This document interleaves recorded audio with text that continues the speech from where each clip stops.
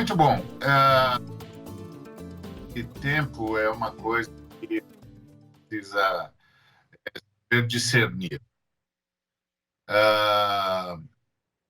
Sem dúvida nenhuma, se você errar o tempo, isso pode custar caro sempre, não é? A pessoa tem de pular num determinado tempo, errou o tempo, pulou errado. Tem de sair num determinado tempo, errou o tempo, saiu errado.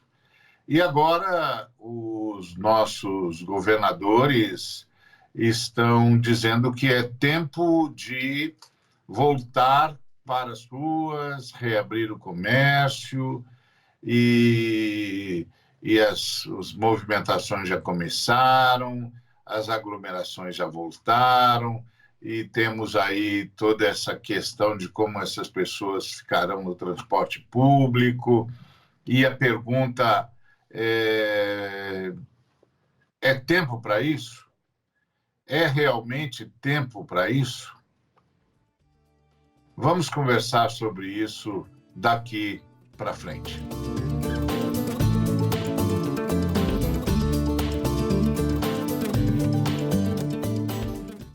As escrituras sagradas também mexem muito com a questão do tempo. Em Eclesiastes capítulo 3, a partir do versículo 5, o autor do livro, ele propõe, de fato, a grande questão sobre o tempo para cada coisa. Ele diz que há tempo para tudo, há tempo para todas as coisas, que tudo tem seu tempo determinado e que há tempo para todo propósito debaixo do céu. Diz que há tempo de nascer e também há tempo de morrer, há tempo de plantar, há tempo de arrancar o que se plantou, enfim, há tempo para tudo. E nós estamos realmente no Brasil e no mundo lutando com a questão do tempo. E o tempo contra o qual nós estamos lutando é o tempo de viver ou o tempo de matar. Ou seja, dependendo das decisões que nós tomarmos, o tempo será tempo de viver ou tempo de matar. E essa é a questão. Porque nós estamos diante de uma pandemia e ficou claro para o mundo todo que a única maneira de realmente atacar essa pandemia era ter tempo de quarentena. Ter tempo de quarentena. Se a gente conseguisse respeitar o tempo de quarentena, esse tempo de quarentena se tornaria em tempo de viver. Mas que se nós não conseguíssemos respeitar o tempo de quarentena, esse tempo de quarentena desrespeitado, portanto, esse novo tempo, seria de fato tempo de matar e não tempo de viver. Ou seja, se a gente sair da quarentena antes do tempo, o nosso tempo passa a ser tempo de matar, quando deveria continuar sendo tempo de viver. Para a gente viver, a gente tem de estar em quarentena.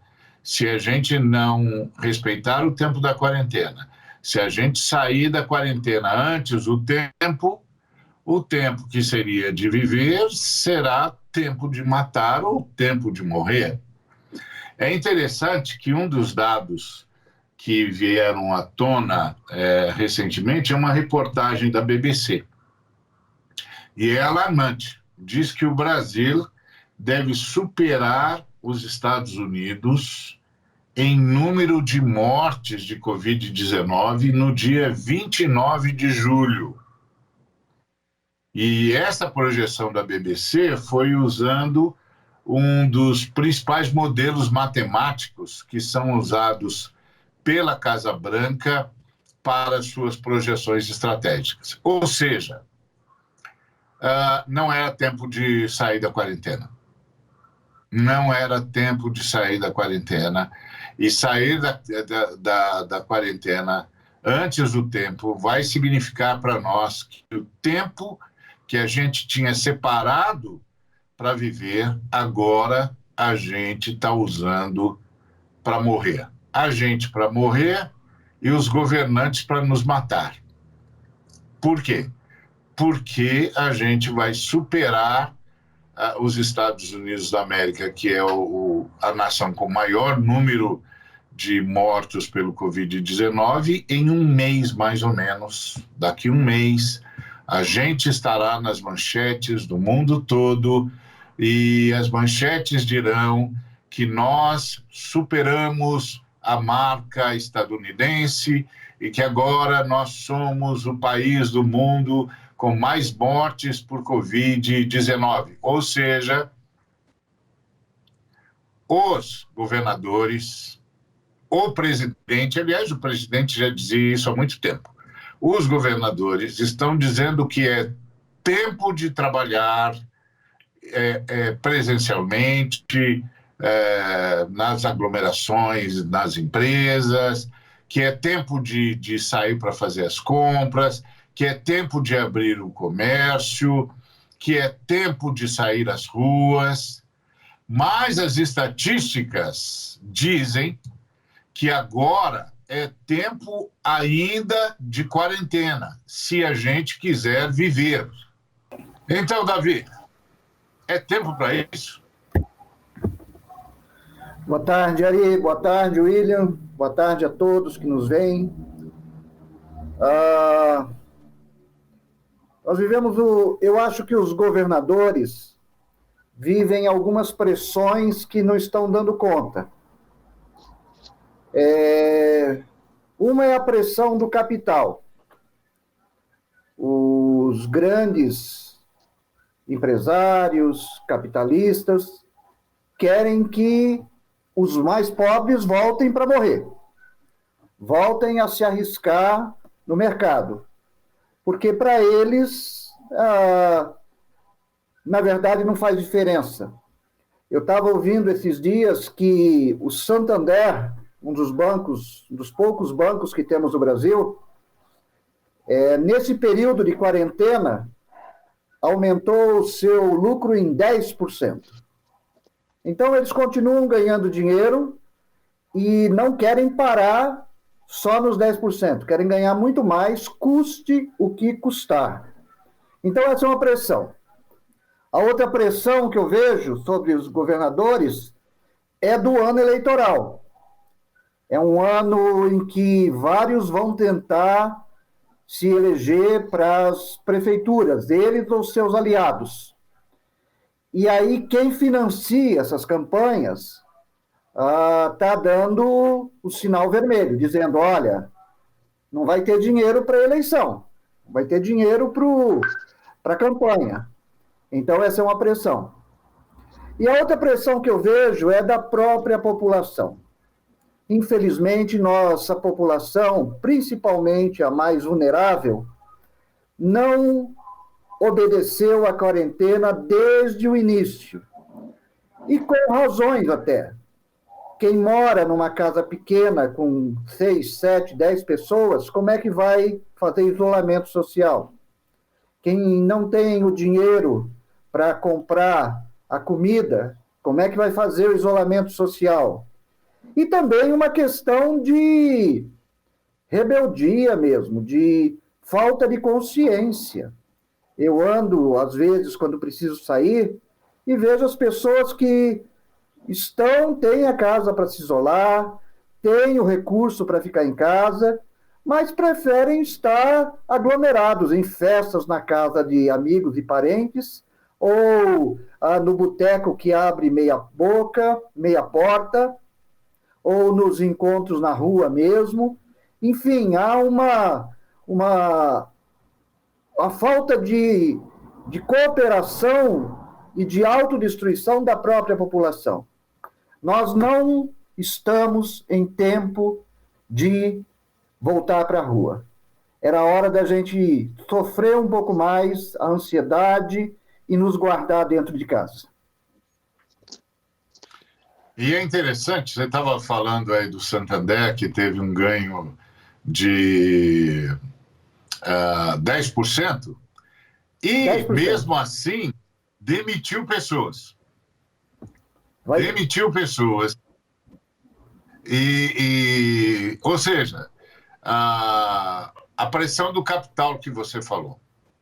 O capitalismo é absolutamente insensível. Jesus Cristo dizia que onde estiver o seu tesouro, aí estará o seu coração. Bom, a gente sabe onde está o tesouro do capitalista.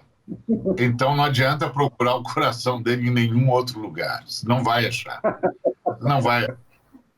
Tá certo? O coração dele está lá em ganhar dinheiro e isso não tem espaço para a gente. Não tem espaço para a pessoa.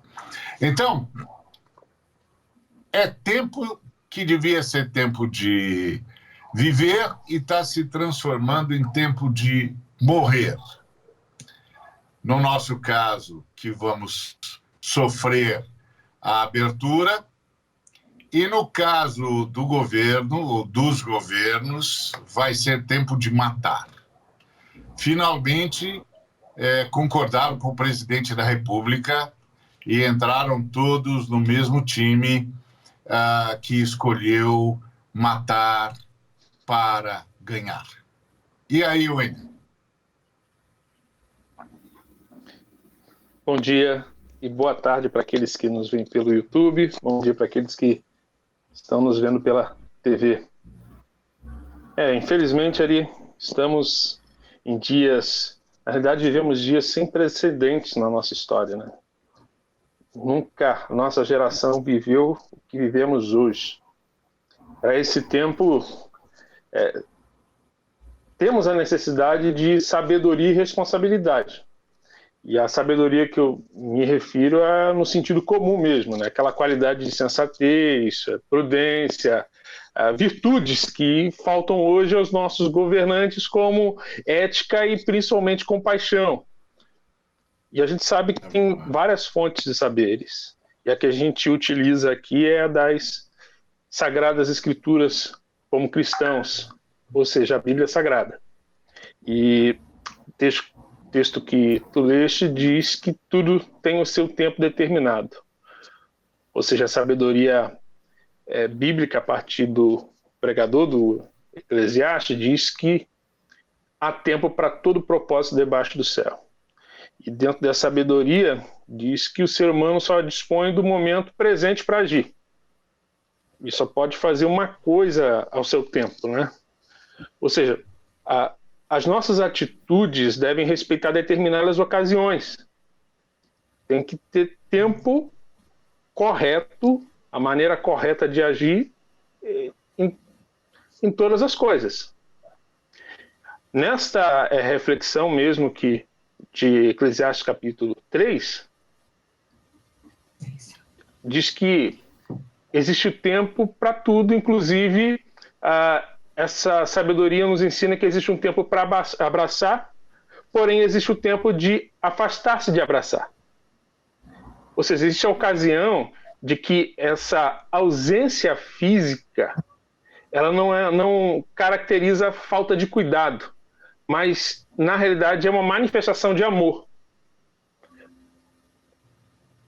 Porém, infelizmente, o que nós vivemos hoje é a falta dessa ética, falta dessa sabedoria e, principalmente, a ausência de responsabilidade, ou seja, aquela qualidade de responder por seus atos, né? De forma também na categoria social. De que maneira o Estado deve responder a essa epidemia, ou essa pandemia, melhor dizendo? Deveria ser com sabedoria, deveria ser com compaixão, deveria ser com ética, deveria ser levando em consideração a vida das pessoas e não a economia. Infelizmente, o capital, como você disse, Ari, o coração desse povo está no capital. E o único Deus que dá a vida é Jesus Cristo. Os outros pedem vida. Infelizmente, o capital está pedindo a minha vida e a sua vida, meu amigo. É vida humana que ele pede.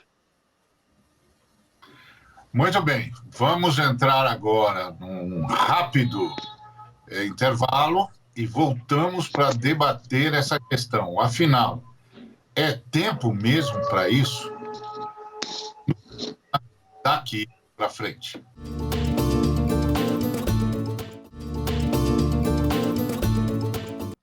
Pessoal, voltamos então com o nosso programa. Daqui para frente, o nosso tema é tempo para isso. Os nossos governadores finalmente aderiram ao presidente da República e o presidente, que sempre quis que a gente ficasse na rua, exposto ao Covid-19, agora tem os governadores como aliados, porque eles estão liberando a abertura.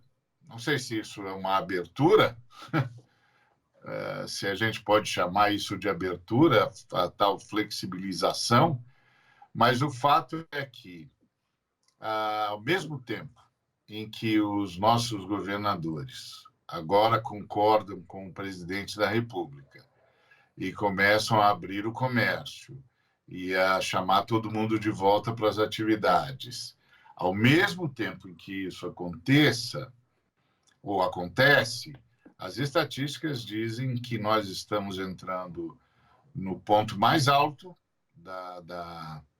da enfermidade e que ainda está em fase ascendente, e ascendente de tal maneira que no dia 29 de julho a gente deve ultrapassar os Estados Unidos em número de mortes. E você sabe que essa é uma notícia terrível. Por que ela é uma notícia terrível? Porque a pessoa que pode ultrapassar esse número de mortes pode ser eu, né? Tá certo? Volto às atividades normais, volto a me expor ao Covid, me expor ao contágio, e as estatísticas dizem que nós vamos crescer em número de mortes, e eu estou voltando para a rua, então, ao que eu estou me candidatando? Eu estou me candidatando a ser um dos que vão confirmar a estatística. É lamentável, é angustiante. Imagina o que é sair de casa com essa espada de Damocles sobre a sua cabeça, com essa lógica angustiante de que pode ser que eu volte contaminado. E eu só vou saber isso 14 dias depois. E quando eu souber disso, eu já terei contaminado muita gente. Como é viver assim, William? Como é viver assim? Ari, olhando os dados aqui, estou vendo os dados pelo Google, chegamos a mais de 700 mil, mais precisamente 775.581 infectados no Brasil. Nós estamos, hoje, vamos superar o número de 40 mil brasileiros que foram a óbito devido à Covid-19. E isso subnotificado. Inclusive, com essa afirmação do próprio Ministério da Saúde, antes de se tornar o que se tornou, que nós não sabemos ainda de que maneira adjetivar o Ministério da Saúde nesse período de pandemia. Mas dá para observarmos bem de que maneira o Executivo do Brasil, o Presidente da República, de que maneira ele lida com a saúde do povo, de que maneira ele lida com a pandemia.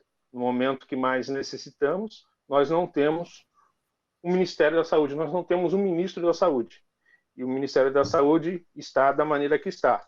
Outros dados também interessantes é que nós estamos fazendo essa liberação, esse tal volta ao normal, né, num momento em que, ou melhor, observando os países, principalmente os países europeus.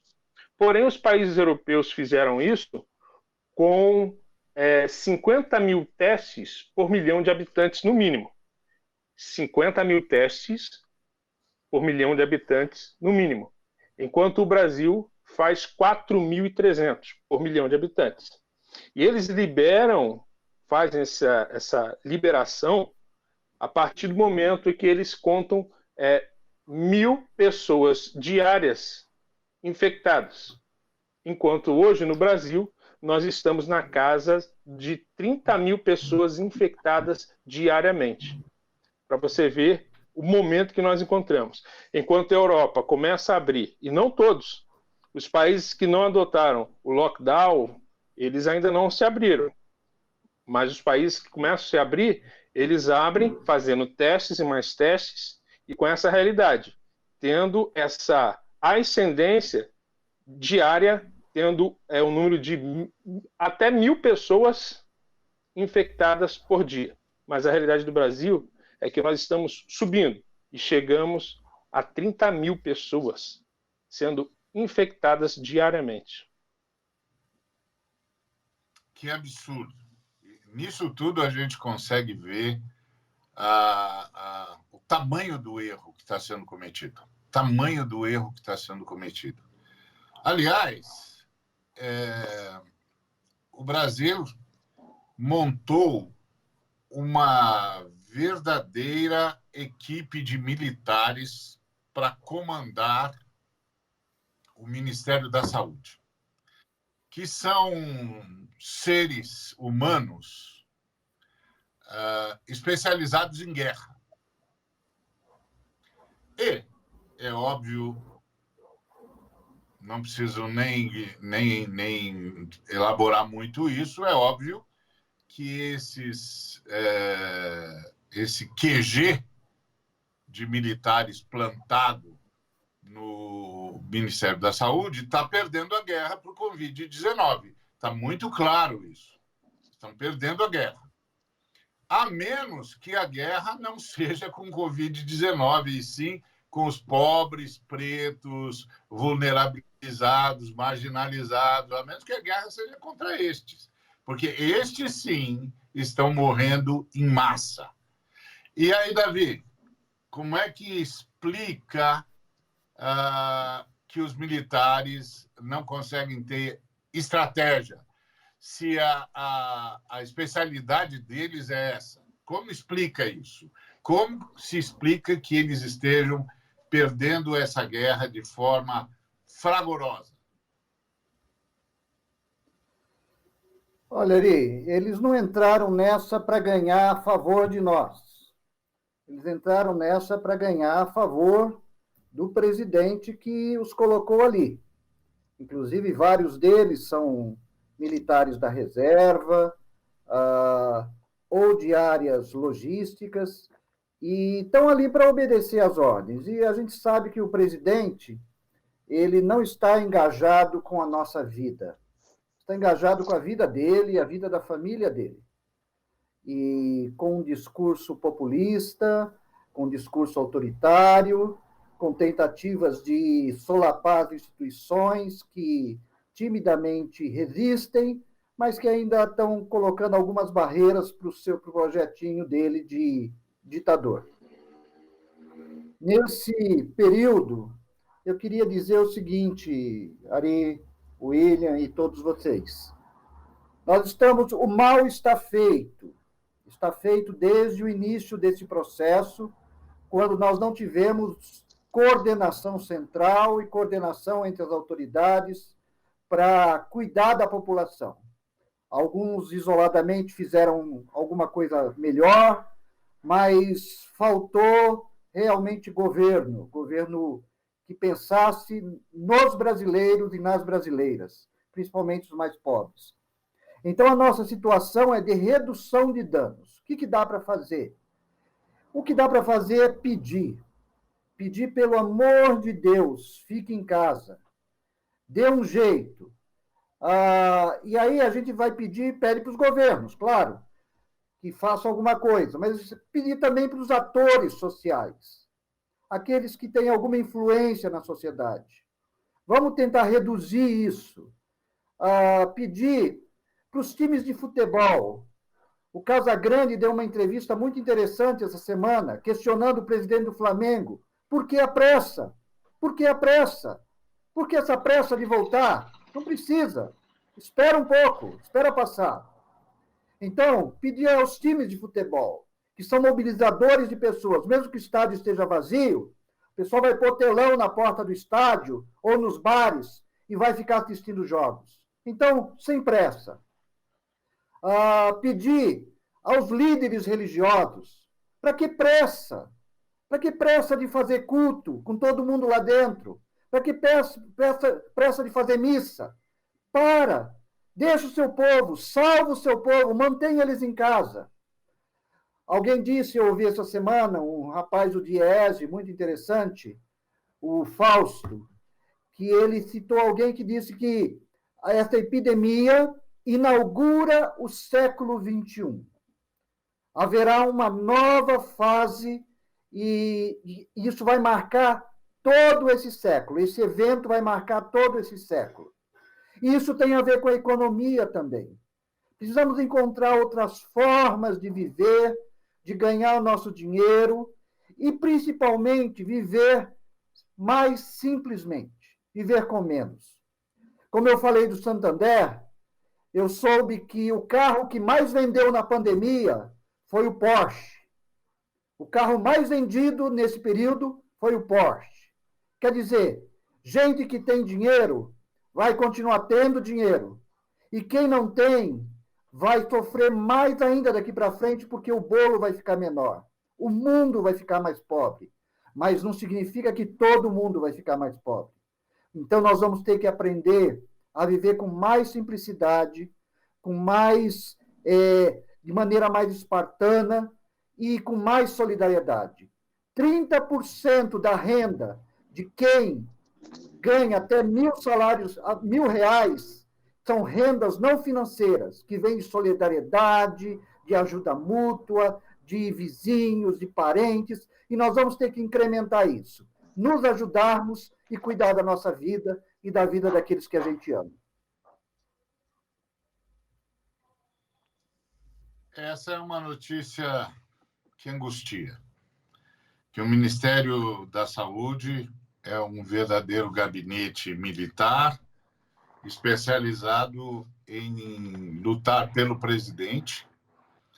E lutar pelo presidente significa expor mais brasileiros à morte. Que paradoxo, que angústia.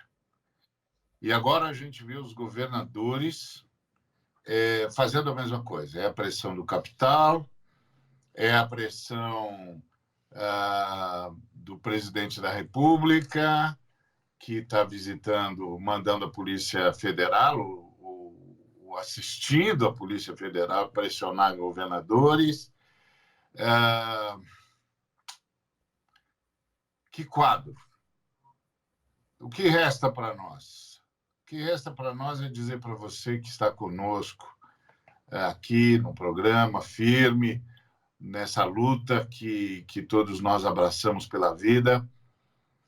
Resista o quanto você puder. Resista o quanto você puder. É a sua vida que está em jogo. Reiterar o que disse o Davi, para os empregadores, para os ativistas sociais, não tenham pressa, não tenham pressa, não tenham pressa. Dizer o que o William nos chamou a atenção. Gente, o Brasil não se preparou para isso. O Brasil não se preparou para isso. Nós estamos com dados absolutamente irrisórios e insuficientes para essa tomada de posição. Meu amigo, minha amiga, meu irmão, minha irmã, isso é conosco daqui para frente.